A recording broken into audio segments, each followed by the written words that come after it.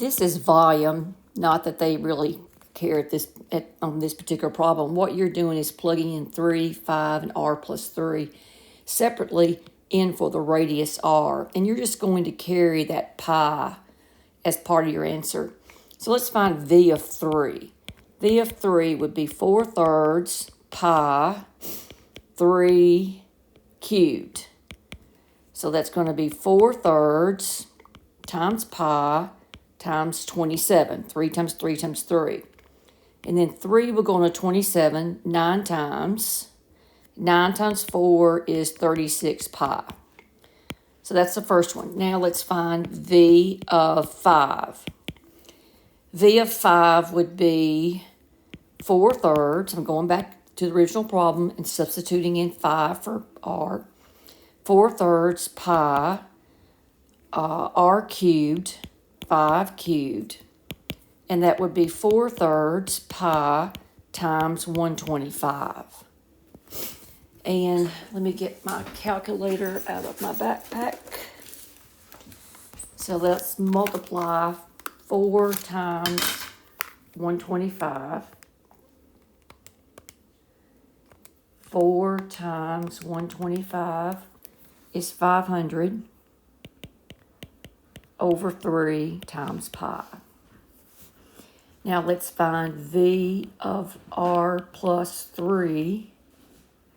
And that would be 4/3 times pi times r plus 3 cubed. So I'm going to go on the side of my paper to calculate r plus 3 cubed. So r plus 3 cubed is r plus 3 times r plus 3 squared. So bring down the r plus 3, and r plus 3 squared is r squared plus 6r plus 9. Don't forget, to get the middle term, you multiply r times 3, and then you double it. Now let's just do term by term multiplication. That will be r cubed plus 6r squared plus 9r plus 3r squared plus 3 times 6r is 18r plus 27. Let's combine like terms. That's r cubed. That's gone. And then combine your r squareds. That's 9r squared. And then 9r plus 18r is 27r. And that leaves you plus 27. So let's go back up here.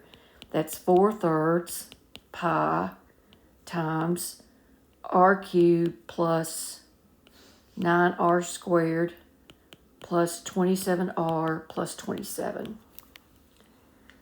And I think I'll just write that as, let me see, I'm going to multiply through by 4.